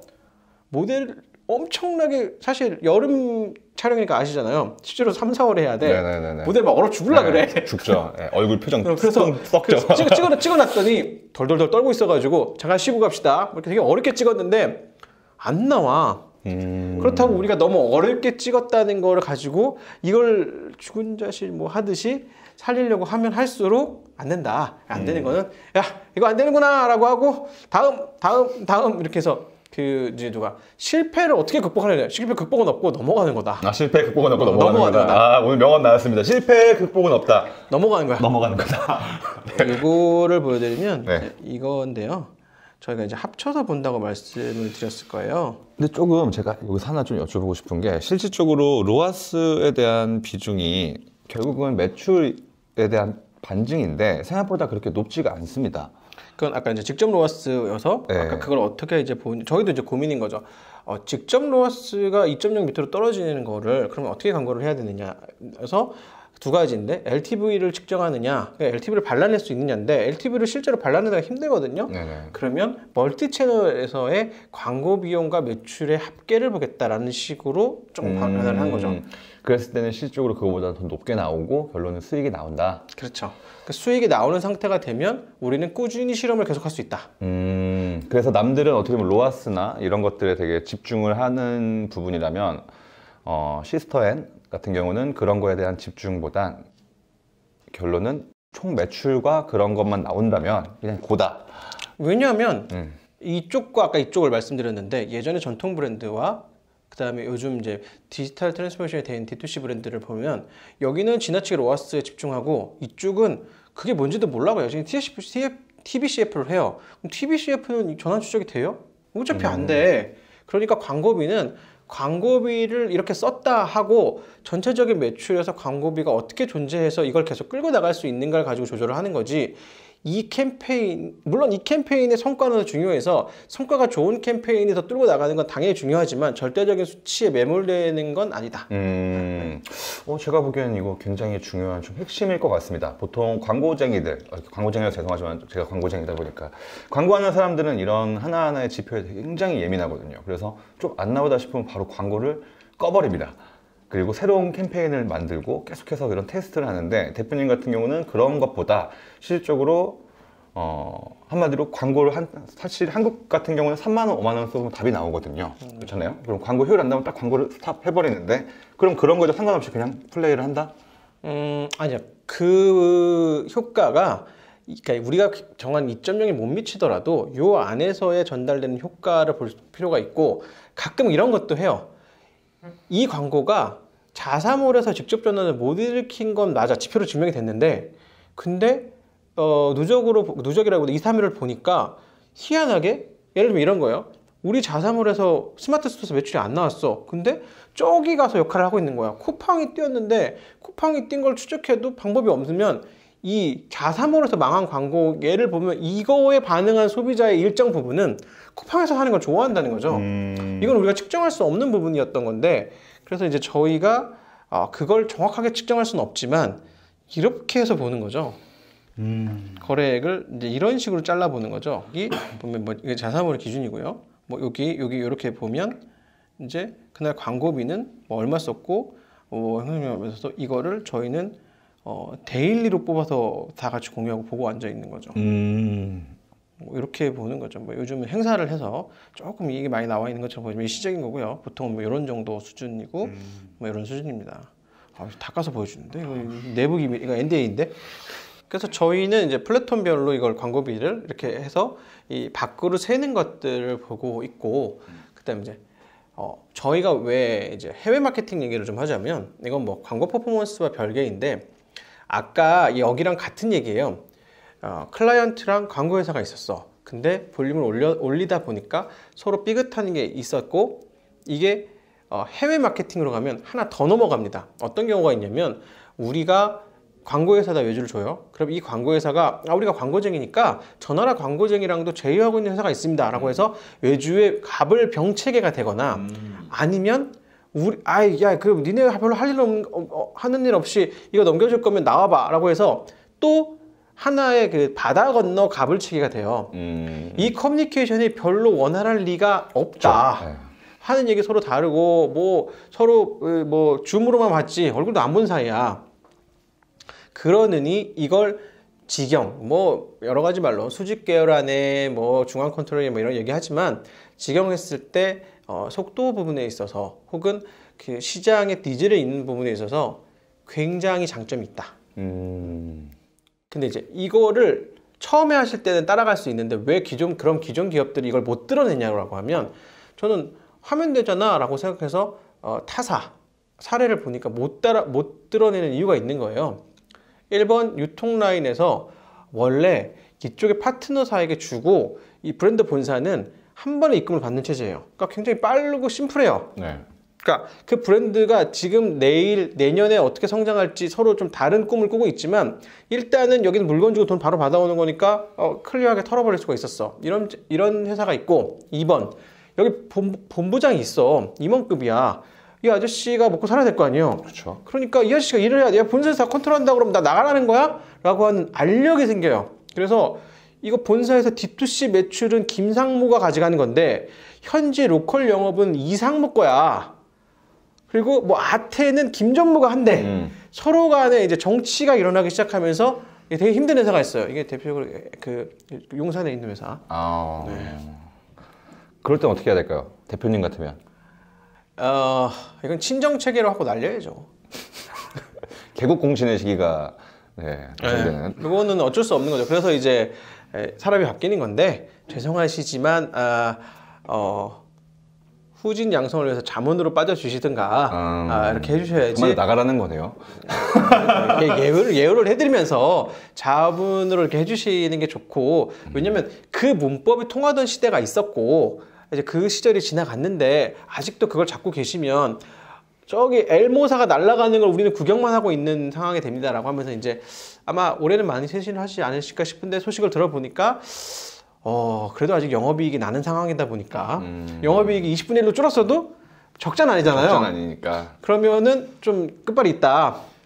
적자를 찍어봐야 바뀌나? 뭐 이런 남의 얘기는 이렇게 근데, 하면 근데 사실 이게 되게 중요한 포인트인 게 제가 옛날 유튜브 영상에서도 올린 게 회사를 운영하다 보면 개국공신의 시기가 생각보다 조금씩 번번이 찾아옵니다. 초반에 성과를 일으켰던 사람들이 후반에는 그 매너리즘 때문에 변화하지 못하고 거기에 멈춰버리는. 근데 자기가 회사를 어느 정도 키웠다라는 생각 때문에 그거에 대한 또 예우를 안 해줄 수는 없잖아요. 근데 그 중간이 딱 생기는 것 같아요. 그러면 한마디로 이 사람을 드러내야 되는데 이거를 드러내는 작업을 잘못했을 경우에 굉장히 큰 화살로 돌아올 수 있다. 거기에 대한 꿀팁을 하나 좀 드러낸다기보다 네. 우리가 가고자 하는 목적지가 어디냐로 하면 좀 더 내부적으로는 좀 이해의 폭이 넓어지는 것 같아요. 그러니까 우리가 그래 작년과 올해 매출을 뭐 한 10%쯤 성장하거나 물가 상승률 성장하면서 우리는 여기서 행복하게 살 거야 라고 하면 그분 안 드러내도 되고 그분이 굳이 성장할 필요도 없어요. 근데 우리는 저 길로 갈 거야. 우리는 아직 업계 순위 한 180위 정도 되니까 우리의 목표는 업계 순위 탑3로 갈 거야 라고 하면 이 수준으로 일을 하면 우리는 이길 수 없다라는 게 동의가 돼야 내부적으로 충격을 덜 받는 것 같아요. 근데 가장 어떻게 보면 여기서의 제가 핵심 포인트보다 포인트는 이건 것 같아요. 사람은 누구나 절실하다. 하지만 누구나 절실한 만큼 노력하지 않는다. 그 사람이 옛날에는 성과를 냈을 때는 그만큼의 노력이 있었지만 나중에 방향성을 잡아주고 나서 글로 고합시다라고 했을 때 그만큼의 절실함이 따라오지가 않는 그 문제점이 항상 도출되거든요. 어떤 말인지 아시겠죠? 저는 절실함보다는 사실 역량이라고 좀 아쉽게도 생각하는데 예전에 우리 회사가 한 1020이었어. 1100이 정도 했을 때 이분은 900이 800이들을 물리칠 수 있는 능력과 에너지가 좀 있었어요. 우리 회사가 이제 180이 정도 됐는데 이분은 경쟁사 옆에 있는 182 분들한테는 좀 밀리는 거야. 그러면 나를 채워서 내가 성장하면서 이제 나는 100위권에 있는 그 플레이어들과 그러니까 이제 3부 리그에서 2부 리그로 왔으면 이제 1부 리그로 가고 메이저 리그가 있다고 치면 1부 리그 하는 만큼 훈련을 하고 연습을 해야 되는 거거든요. 근데 이분 약간 취해 있는 거지. 내가 1000등에서 200등까지 와서 여태까지 했던 것처럼 하면 올라가는 줄 아는데 무슨 소리예요. 여기는 그 정도는 원래 다 아는 사람들이 노는 바닥이에요. 그치. 다 2군들. 3군 아니야. 여기 2군이고, 야, 1군은 원래 수준이 달라. 근데 여기서 또 하나의 옵션이 2군으로 올라왔는데 1군으로 갈 수 있는 능력이 안 되는데 어떻게 보면 그분 능력 때문에 2군으로 올라왔지만 1군으로 가기 위해서는 업그레이드가 되는데 그분은 갑자기 2군 수준이지만 1군의 급여를 달라고 하는 경우가 또 이제 생기기도 하지 않습니까? 나오죠. 네. 그랬을 때 어떻게 보면 또 하나의 게 생기는데 오너로서 가장 어려운 게 사실 그건 것 같아요. 제가 어떻게 보면 대표님한테 또 많은 이제 대표님한테 배우고 싶은 한 포인트가 그런 부분이거든요. 잘라내야 되는 걸 또는 바꿔줘야 되는 거를 개인의 감정, 미안한 거야. 미안하죠. 미안하죠. 미안하니까 어떻게든 이 사람을 써먹어 보려고 막 노력을 하는 거야. 근데 억지로 써먹다 보니까 남들은 1군 선수들을 스카우트해서 플레이를 하는데 나는 계속 2군 선수를 스트라이크로 놓고 미드필더를 강화하는 거야. 안 맞는 거지. 혹은 막 장비 사주는 거야. 그러니까 우리 애들 좀 모자르니까 야, 머신건 하면은 축구가 신상이래 이러면서 축구가 좋은 거 하나 에어 들어간 거 막 그러면 좀 낫지 않겠어? 근데 그게 사실 어떻게 보면은 사업이 되게 어려운 것 같아요. 그런 부분 때문에. 그거는 이거 어쩔 수 없는 부분인 것 같아요. 이거 그래서 그분을 뭐 저희도 마찬가지고 다른 보직도 줘보고 그러니까 재능이 다른데 맞는 것도 있을 거야라고 해서 그분에게 예우할 수 있는 건 우리가 기다릴 수 있는 시간이 어느 정도입니다. 그 안에 이 부분을 같이 갈 수 있도록 채웠으면 좋겠습니다라고 좀 솔직하게 얘기하는 이거 자체도 되게 어렵거든요. 그렇죠. 제가 되게 그냥 애둘러서 얘기해서 그렇지 막말로 이거예요. 네가 실력이 좀 부족한데 1년을 줄 테니까 네가 지금 70점 맞았잖아. 근데 이쪽에서는 70점 맞으면 왕 먹었는데 여기는 80점부터가 이 리그야. 이거를 맞출 수 있으면 우리 가고 아니 못 가 라는 얘기를 해야 되는 건데 이게 무슨 시험 성적표처럼 나와 있는 게 아니고 이분은 뭐라고 얘기하냐면 내가 왜 70점이야 나 90점이야 이렇게 얘기하거든요. 맞아. 내가 90점인데 무슨 70점 같은 소리 하고 있네 이렇게 얘기하는데 그 부분이 서로 동의가 안 되면 어쩔 수 없는 것 같아요. 근데 이게 되게 근데 저는 그래요. 지금 어떻게 보면 되게 심플한 말인데 이게 또 양날의 검이 될 수 있거든요. 가지고 가자니 회사에서는 성장이 더뎌지고 놓고 가자니 잘못 놓게 됐을 경우에 회사에 또는 화살이 될 수 있는, 그래서 끝과 그 시작과 끝을 되게 잘 맺어야 된다는 게 어떻게 보면 이런 부분도 하나 들어가는데, 어떻게 보면 이런 역량은 인사과에서 해줘야 될까요? 아니면 대표가 해줘야 될까요? 진짜 큰 한숨이었습니다 이거. 인사과에서는 할 수 있는 영역은 아닌 것 같아요. 대표가 할 수 있는 영역이냐? 그것도 아닌 것 같아요. 그러니까 뭐냐면 우리가 서로를 예를 들면 분기별로 서로 점검하잖아요. 우리가 다음 스테이지라든가 앞으로 가야 될 역량이 뭐가 있는데, 사람은 누구나 다 객관화가 되기 어렵지만 그래도 최선을 다해서 우리가 현재 잘하는 것과 밀리는 것과 채워야 될 것들을 서로 계속 얘기해 보는 걸 분기별로 아프지만 점수화 시켜보는 거예요. 아프지만 점수화를 시켜본다. 아니, 누구나 다 나를 평가하거나 상대방이 평가하거나가 되게 아프죠. 아픈데 안 하면 이제 90점인 줄 알고 살거든요. 점수를 얘기하니까 되게 이상한데, 안 하면 내가 에이스인 줄 알고 살아요. 사실은 2부 리그 에이스였는데. 그래서 이거를 해봐야 되는 거죠. 그리고 또 하나의 또 이런 직원의 입장에서는 또 이런 면이 있는 것 같아요. 예를 들어서 대표님 회사에서 아까 말한 2군으로 승급을 했습니다. 근데 대표님 회사는 계속해서 2군에서 1군으로 올라갈 것처럼 보여요. 근데 그런 문제가 회사 내부에서는 그런 문제가 있었던 거죠. 1군으로 갈 실력은 안 되고 무언가 1군으로 배우자니 못 따라오는 거죠. 그리고 연봉을 맞춰줄 수가 없는 상황이 되는 거예요. 연봉만 맞춰주면 뭐 연봉은 주겠다 이거야. 근데 하지만 조직의 문화가 조금씩 불협화음이 나고 있는 게 보이면 어쩔 수 없이 갈라서야 되는 거잖아요. 그렇게 하면 좀 가혹하잖아요. 근데 회사에는 꼴잡이도 필요하지만 또 뒷단을 지키는 사람들과 이렇게 종합적으로 그 자리가 필요하다 보니까 기회를 드릴 수 있는 것 같아요. 이 자리. 그러니까 네가 이제는 스트라이커가 아니고 스트라이커는 좀 내주고 미드필더로 뛰어야 될 수도 있다. 여기까지만 익스큐즈가 돼도 할 수 있는 일들이 생기는 건데, 저는 무조건 원탑 스트라이커로 가야 됩니다. 그럼 뭐 이적해야지. 네. 근데 여기서 이적하면은 이적에서 축구로 좀 아주 비유를 굉장히 잘 해주셨는데, 이런 경우죠. 메뉴에서는 최고의 골잡이였는데, 메뉴라고 하지 말고 뭐 레스터시티라고 할까요? 네, 아무튼 그런 레스터시티에서는 최고의 골잡이였는데 연봉을 그만큼 못 올려주고 미드필더로 내렸더니 이 친구가 이적을 하겠다는 거야. 근데 이적을 하려고 하는 회사는 2군에 한 3위 정도 되는 팀인데, 그 회사 이제 가장 핫한 회사 아니야? 그 회사의 가장 핵심 인물을 데리고 오니까 연봉 한 1억 줘야겠네. 근데 거기서 큰 오류가 발생된다는 거죠. 그 회사의 가치만 놓고 봤을 때는 그 사람의 시가는 1억이 아닌 5천짜리인데 잘못 스카우트해서 내려가는 경우, 그럼 거기서 또 이탈이 되고, 이런 게 지금 사실 되게 시장에 많이 풀린 것 같아요. 많죠. 사실 저도 페이스북이라든가 요즘 이제 클럽하우스 이런 거 보면 내 업무 밤새 클럽하우스하고 회사 언제 가는지 모르겠어. 그러니까 요즘 말해서 요즘 유튜버들 많이 얘기하거든요. 셀프 브랜딩, 그러니까 자기 브랜딩을 엄청나게 하시면서 실제로는 조직의 수혜를 받아서 우리 조직이 이걸 클리어해주고 나머지 요 역할을 해서 성과를 냈을 분들이 대부분이에요. 맞아요. 근데 이력서를 본다든가 설명을 하는 거 보면 막 내가 다 막 이렇게 했대. 회사를 만들었대. 그분을 가지고 일을 해보면 아니야. 주로 어떤 게 나오냐면 전 회사는 이렇지 않았는데 이것도 못 받아주나요? 저것도 못 받아주나? 뭐 이상한 얘기를 많이 해. 그래서 아니, 저희 조직 스타일은 그게 아니고 저희 조직 기획자는 이거를 하셔야 됩니다 라고 하면 전 회사에서는 이렇게 하지 않았대. 그럼 전 회사에 다니지 왜? 이유가 많죠.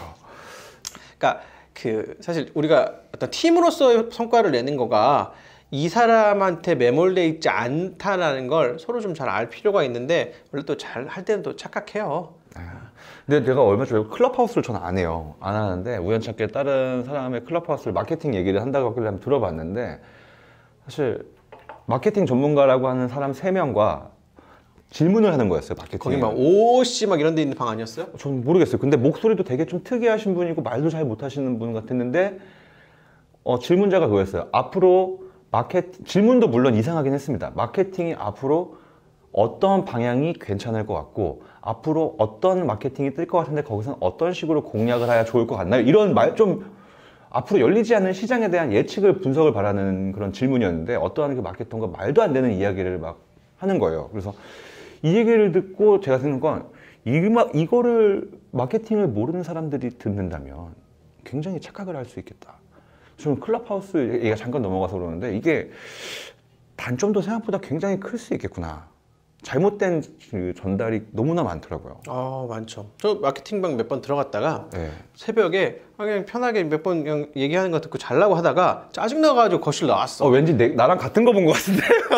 저는 그때 막 얘기했거든요. 아니 걔 무슨 구루인 척하는 이 어디서 듣보잡들, 제가 업계에서 한 번도 못 들어본 사람들인데 거기서 막 엄청 구루인 척하는 거야. 맞아. 아까 그렇게 하시면 안 되고요. 뭐 어쩌고저쩌고 이렇게 얘기를 하는데 내가 나랑 같은 사람인 것 같은데? 제가 봤을 때 그래서 아까 말씀드렸죠. 누구 아니었냐는데 제가 그래서 저기서 제가 아는 마케터들끼리 나와서 방을 만들었어요. 뭐 개소리를 하고 있어. 그래서 이제 그러니까 제가 만드니까 이제 뭐 유명하다기보다 이제 업계 관계자분들 알만한 회사에 있는 뭐 리더들 퍼포먼들이 와서 쟤네 뭘까요? 했더니 저 아는 분이세요? 했더니 검색해봤어요. 처음 보는데. 아니 근데 뭐 말을 해도 좀 말이 되는 말을 해야 되는데 전혀 불필요한 쓸데없는 말과 뭐 마케팅을 이 사람이 정말 알고나 있을까라는 생각이 아무튼 클럽하우스가 너무 좀 짤을 드리자면 클럽하우스에서 하는 말을 너무나 다 믿지는 말라라고 좀 해주고 싶네요. 클럽하우스는 그 성대모사방. 재밌더라고. 그런 데가 좋은 것 같아. 와, 박근혜니, 뭐 이런 것들. 뭐 아이유. 아이유 진짜 똑같던데요. 네. 깜짝 놀랐어요. 그런 데가 재밌는 것 같고 지적으로는 좀 애매하다. 왜냐면 제가 클럽하우스를 당연히 광고쟁이다 보니까 여기에 마케팅 포인트가 뭐가 있을까를 한번 혹은 우리는 여기다가 스폰서 광고는 뭘 실어야 되지? 뭐 이런 거 이제 어딘가 이제 광고 상품이 나올 텐데 나왔을 때 잽싸게 태우면 효과가 좀 나오지 않겠어? 나도 딱 그런 마음이거든요. 왜냐면 마케팅은 뭐든지 1번이 돈을 가장 많이 벌고 수혜를 본다기 때문에 남들이 안 하는 마케팅이 터지면 그건 대박이다. 그거 괜찮다. 방금 한 건데 클럽하우스는 광고 상품이 나올 건데 광고 상품이 화면하고 육성 두 가지밖에 없잖아요. 그럼 이제 아이유한테 좀 미안하지만 그 성대모사 하셨던 분이 하면 아이유인지 헷갈릴 거 아니야. 이런 브랜드 타격 간다. 제가 보기에는 괜찮을 것 같은데요? 그래서 그 목소리로 이거 사라고 하는 거야. 그러면 될 것 같아. 그거 내가 보기에는 말을 할 수, 클럽하우스에서 하는 거 성대모사잖아. 저작권에 문제가 될까요? 광고 나갈 수 있는 방법 두 개밖에 없거든요. 이 화면에서 이제 구매 전환을 하게 해주는 거랑 아니면 이제 우리끼리 어떤 얘기를 하다가 중간에 이제 광고 듣고 오겠습니다 타이밍에 억지 광고를 넣어주는 거죠. 그때 육상 광고가 한번 나가면서 그 방에 있던 모든 사람들이 그걸 듣는 그 정도 밖에는 광고할 방법이 현재 별로 없어요. 근데 제가 아직까지 본 클럽하우스는 대표님이 방금 말한 그런 육성이나 그런 효과는 분명히 있지만 육성을 듣고 바로 구매 전화 애매하다. 그게 좀 사실 애매하다. 네, 아무튼 클럽하우스는 내가 아직 부족한 걸 수도 있고 아직 분석이 더 안 된 걸 수도 있지만 아직까지는 좀 아쉽다. 근데 클럽하우스의 마케팅에 대한 팔로를 먼저 생각하는 사람은 어떤 똥을 팔든 팔 수 있을 것이다. 아니면 그럼 육성 광고가 좀 안 맞는다고 하면 이 방에 들어가 있을 때 그냥 다른 광고가 나가고 그 수익의 일부분을 모더레이터를 주는 거죠. 내가 방을 만들면 여기 뭐 수천 명이 들어오니까 그 사람들한테 이 광고가 나가고 뭐 약간 지금 광고 뭐 나가고 있는데 이거 제가 아는 제품 뭐 이런 정도 살짝 밀어주고 인플루언서 마케팅처럼 뭐 RS 하는 건 안 맞을 것 같지만 유튜브처럼 들어온 사람들이 이거 본 거에 대한 뷰에 대한 수익을 어느 정도 모더레이터에서 밀어주는 건 가능할 것도 같아요. 지금 갑자기 든 생각인데 방이 많을 수 있다면 트래픽을 쏴주는 것도 하나의 괜찮은 방법이 될 수 있겠다는 생각이 드네요. 잼라이브 같은 느낌으로다가 네 여러분 지금 제가 여러분 오늘 시스터앤 제품에 대해서 문제를 하나 내려고 합니다. 네, 시스터앤 상세 페이지 보면 제품 중간에 어떠한 표시가 돼 있을까요? 먼저 말씀하시는 분에게 선물을 드리겠습니다 하면은 재밌다. 트래픽이 싸지고 스크롤이 내려가겠죠. 그럼 스마트 스토어에 점수가 올라갈 수 있는 그런 하나의 방향성을 제시할 수 있겠네요. 그러면 링크만 던질 수 있는 기능을 스폰서로 쓰면 되는 거예요. 그렇죠. 괜찮은데? 오늘은 술자리가 있으니까 내일 한번. 왜냐면 그 트래픽이라는 게 한국은 트래픽 되게 중요하잖아요. 그렇기 때문에 괜찮다. 그리고 또 하나의 좀 꿀팁이 있다면 많은 분들이 또 모르는 게 있을 거예요. 대표님도 모를 수 있는데 쿠팡 파트너스라는 게 있는데 그 파트너스를 맺어서 광고를 할 때 쿠팡 주소를 실어서 광고를 하면 그 쿠팡으로 들어온 사람의 플레이 프로그램 말씀하시는 거죠? 네, 돈을 주고 그리고 심지어 요즘 광고하는 애들이 많이 하는 게 있어요. 페이지들을 갖고 있으니까 딱 봐도 터질 것만 같은 제품. 뭐 맥북 50만 원 샀는데 사기당했어요. 뭐 이런 거 페이스북에 올리면 그거 타고 들어간단 말이에요. 어차피 이 사람이 비싸게 사는 게 아니라 그 리워드 2.5에서 옛날에 뭐 좀 많았었는데 지금 한 2.5 좀 내려왔을 텐데 이거는 이 사람 내는 돈이라기보다 어차피 여기서 그러니까 CIC 비용을 이렇게 녹인 거거든요. 네, CPC로 받는 방식인데 그러니까 내가 만들고 내 거 하면 내가 살 때 좀 싸게 할 수 있어. 정확히.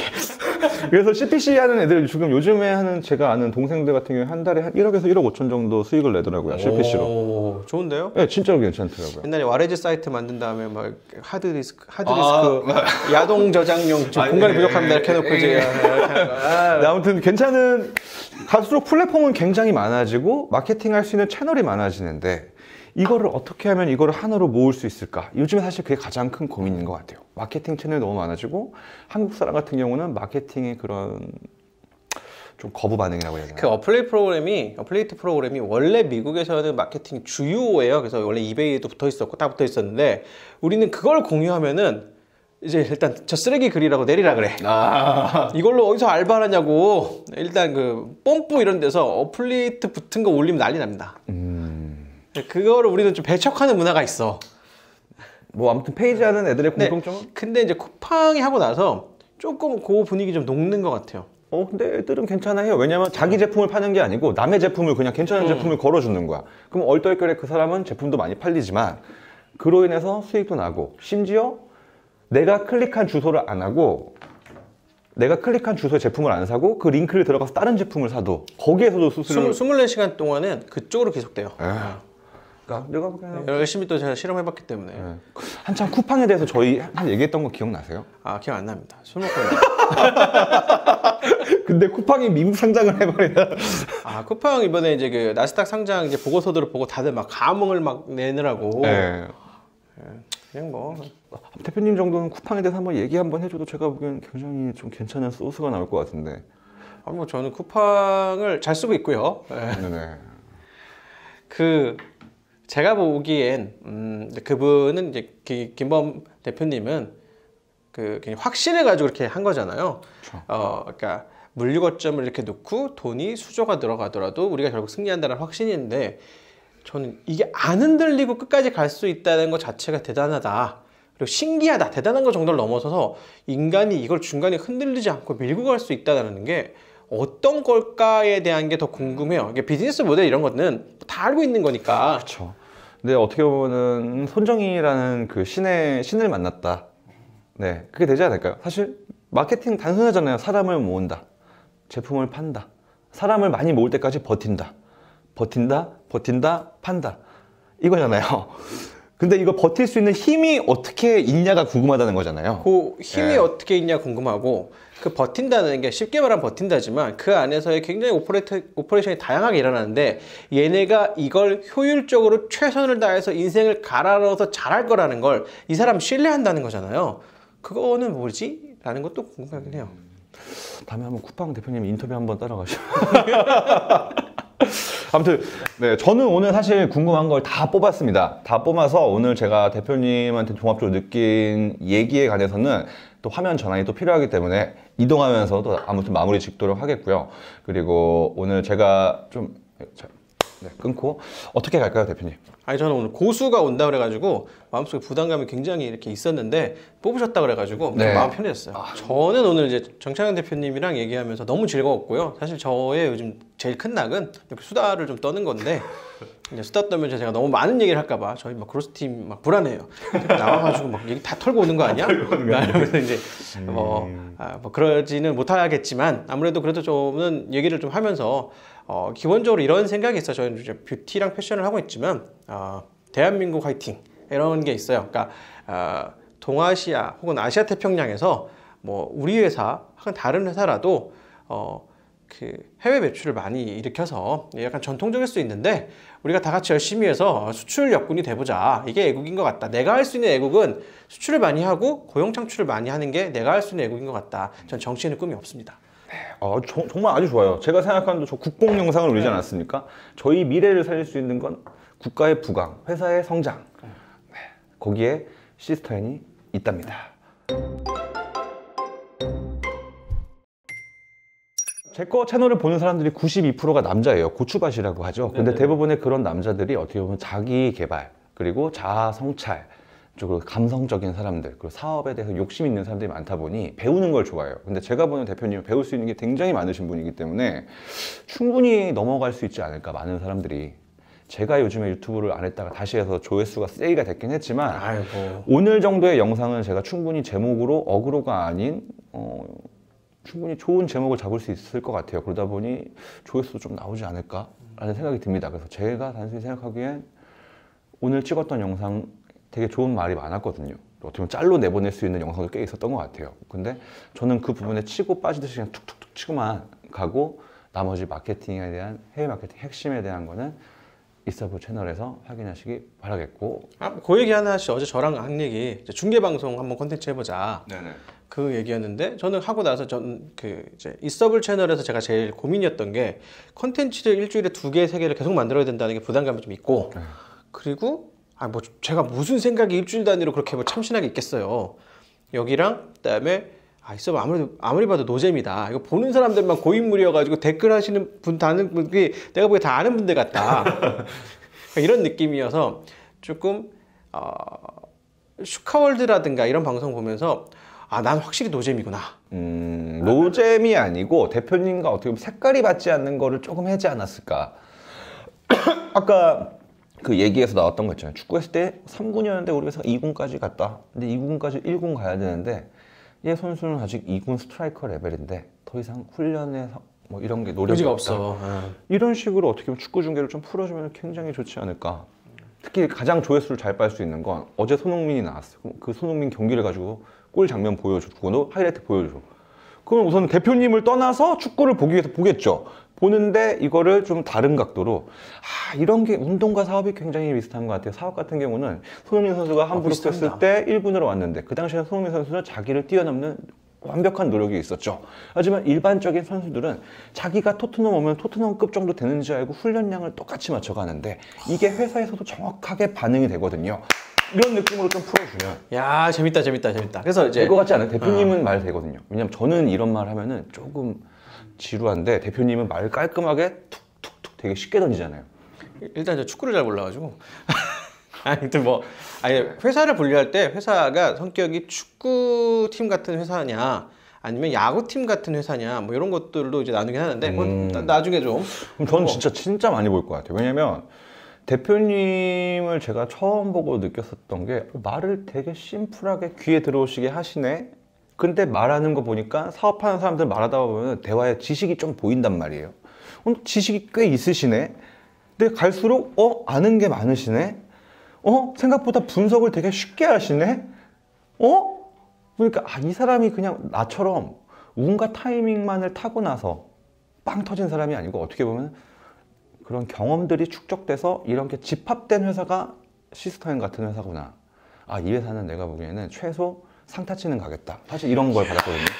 감사합니다. 진짜예요. 진짜로. 제가 보는 거 되게 앞으로 대한 기대감이 크고 앞으로도 조금 카메라 놓고 와서 제가 앞으로 형이라고 하기로 했잖아요. 그러니까 좀 많이 알려주시면 감사하겠습니다. 아무튼 여자친구 줄 수 있게 화장품을 드린다고 하면 네. 여자친구분 할 수 있게. 엄마나 주변 여자친구분들 좋아하실 거예요. 네. 자, 아무튼 제가 그럼 생각해 보겠습니다. 구독자 이벤트로 몇 분 정도 준비할까요? 몇 분을 드릴까요? 댓글 중에 뽑아서 드리는 건데 그 뽑는 거를 대표님 거에서 뽑으면 되겠죠? 구독하고 댓글을 달아주면. 네네. 시스터앤의 제품을 여자친구분들 아니면 어머님도 좋아하실 수 있으니까 저희가 이제 구독자분들께 선물을 좀 몇 분이나 드리면 좋을까요? 대표님이 주고 싶은 만큼. 모르겠어. 감이 없을 텐데 댓글이 몇 개나. 자, 그럼 담당자에게 전달하겠습니다. 몇 번 드릴까요? 이거는 MD한테. 네, 서로 좀 나 미루고 있어. 어떻게 이거 빨리 말해야 돼요, 이거. 어떻게 할까요? 뭐 한 30분 가시죠. 네. 자, 그럼 하겠습니다. 자, 제가 앞으로 지금까지 나간 영상이 사실은 굉장히 함축됐고 굉장히 좋은 말들의 영상은 어떻게 보면 이서블, 이 유튜브 채널에 가시면은 나머지 영상이 다 올라와 있습니다. 이 영상을 시청자분들이 보기엔 제가 보기에는 이 영상의 강의는 최소 800만 원 정도에 되는 가치를 지니지 않았을까. 보통 제가 강의 시장들을 좀 잘 알기 때문에 최소 800만 원 정도의 가치입니다. 들었을 때는 쪽에 모지않는데 이 사소한 게 굉장히 큰 핵심인 경우가 많거든요. 그래서 이 대표님 이서블에 가셔서 구독을 누르시고 이 영상에 댓글을 다신 분 중에 30분을 추첨해서 여자친구를 줄 수 있는 이 시스터앤 화장품 어떤 걸 드릴까요? 저희가 알아서 신제품이랑 랜덤 박스 느낌인데 절대 아쉬워하지 않는 수준의 퀄리티로 선물을 드린다고 하니까 우선은 넘어가서 구독, 좋아요, 댓글 부탁드리도록 하겠습니다. 구독 부탁드리겠습니다. 네.